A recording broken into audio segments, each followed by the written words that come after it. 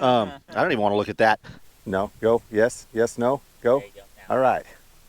So after 6 years of thorough testing, it's about 6 years, right?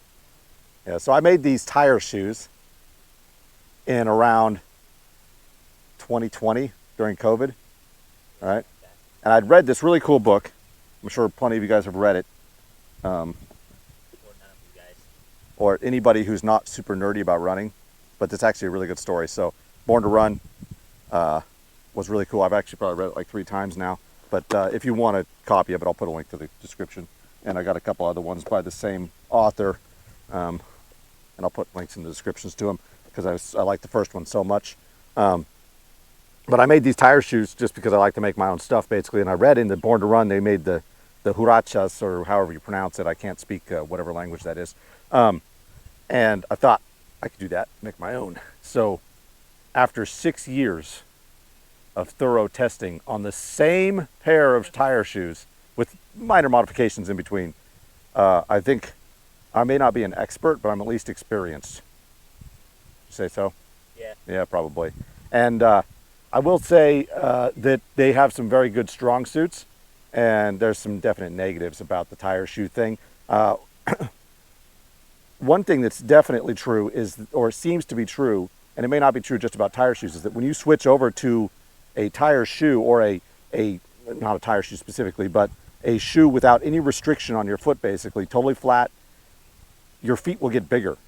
My feet have grown an entire size in the last 6 years. I was about a 10 and a half, maybe a 10, and now I wear about an 11 and a half, which is, Barefoot yeah, barefoot style shoes that are flat. But some barefoot shoes still do have some restriction. Obviously, if it's a sneaker style shoe, it's going to restrict your foot a little bit, and it's going to I think it would reduce some of that foot expansion. I haven't had any pain or foot issues with them. Sorry, we're a little bit close to the road here in our little camp cabin. Wow. Yeah, that one was loud, huh? Yeah. Yeah, big old truck going by. But I haven't had any pain or foot issues from the tire shoes, which is cool. But they, like I said, they definitely have some drawbacks, and we'll show you a little bit some of those. But I'll show you my design here, and they're a little bit. They mowed the lawn here, so I'll show you what I've got going on here. These shoes were made out of. These are like the tires from one of the mobile home. Like transfers for where they move the houses with the big old huge tires, and so they're super thick. And if you want to do this yourself, you need to get ones that have nylon or some sort of fabric plies. You can't use steel belted tires, right? So you can see in here from my use that I've actually worn through the interior layer. The original inside of the tire looked like this, right? You can see where my arch was, and it's got like a scaled appearance. That was the original interior of it, and you can see where my skin and the pressure points have actually worn down. Hopefully the glare will work right.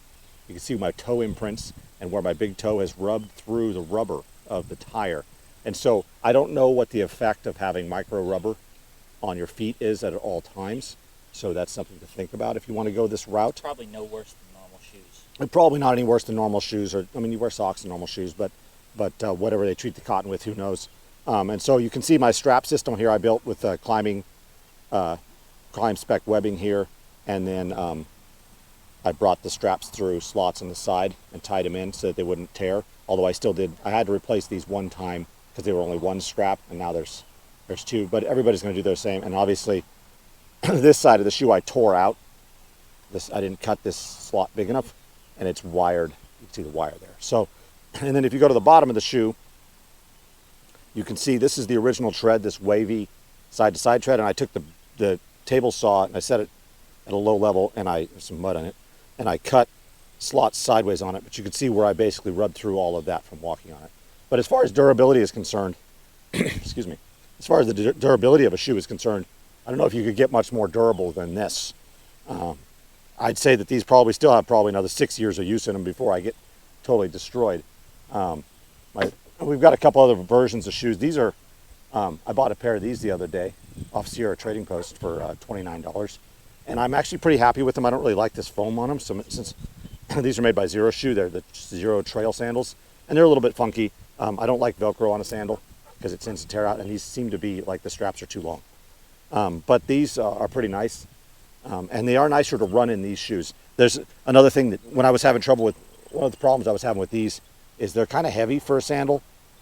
And when my foot would sweat, it would kind of stick weird to the shoe or rub weird on the shoe. So I wasn't a huge fan of running in them, which is obviously what they did in Born to Run. So not a huge fan of that for running, but for day-to-day wear, like I said, 6 years, you can see they still have the curvature of the tire in them. This is another pair that my son picked up, I think Earth Runners or something he called them.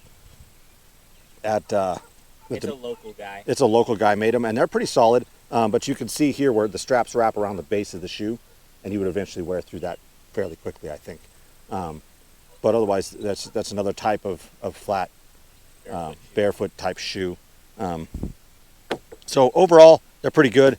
And I just want to tell you what my experience with them. Everybody's experience is possibly going to be a little different on a barefoot shoe, but this has been mine, and I'm pretty happy with them, and I'm going to continue to wear these until they're destroyed. But for day-to-day use, I'm going to probably switch over to these Zeros. They're a little lighter, and these ones are starting to get a little worn, and these ones don't leave the weird, I'll show you a little later, the weird black rubber on my foot, and I'll show you that when I get my feet wet. That's always been a problem. And the Zeros also just look a lot nicer. The Zeros look nicer than my shoes.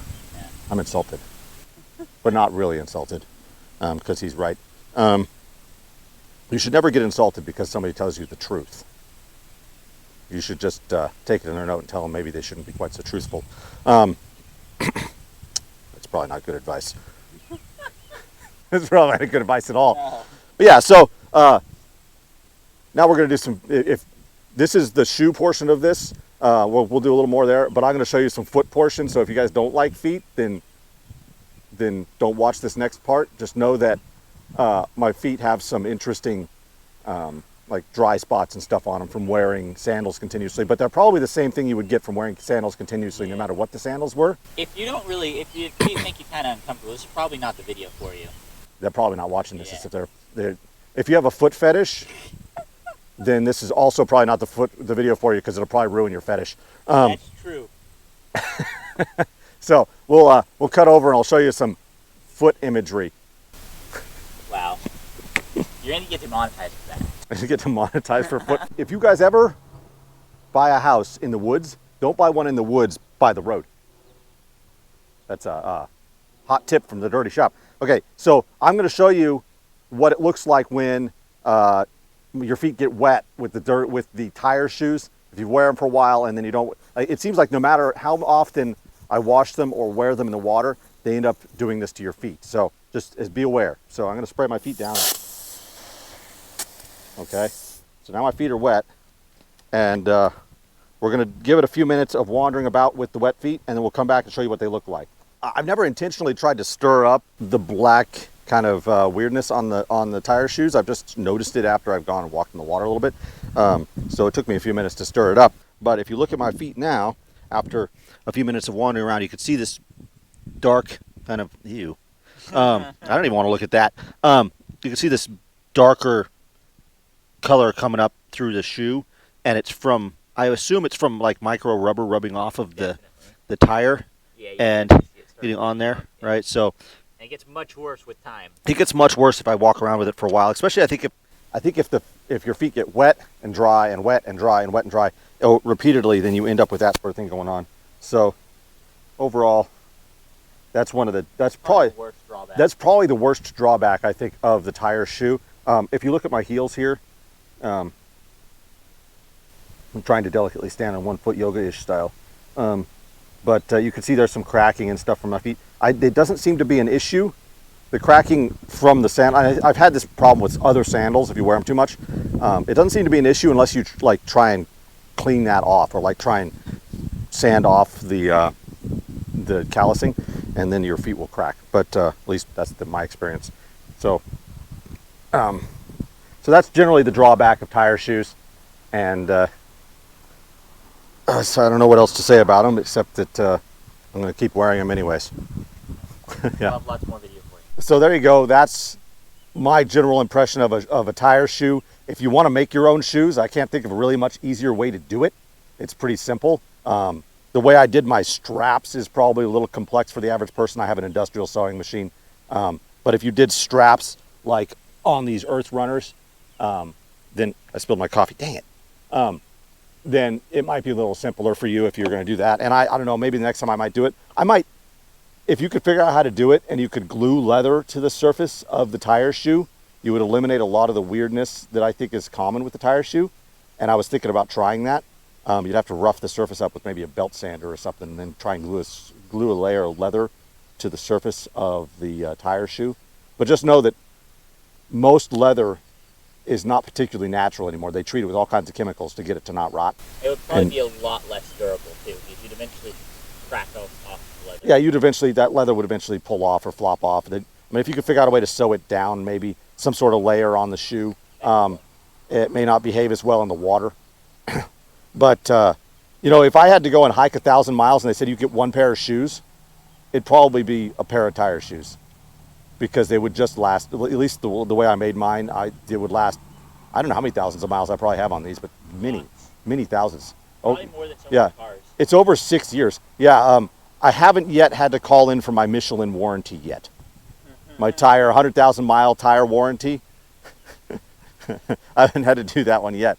So I think they got more life in them. But thank you for watching The Dirty Shop, and good luck with your, what's a good word for feet? Pedal, no, that's not good. Wow. It was going so well. It was going so well. The outro was going so well. Good luck with your barefoot adventures. How's that?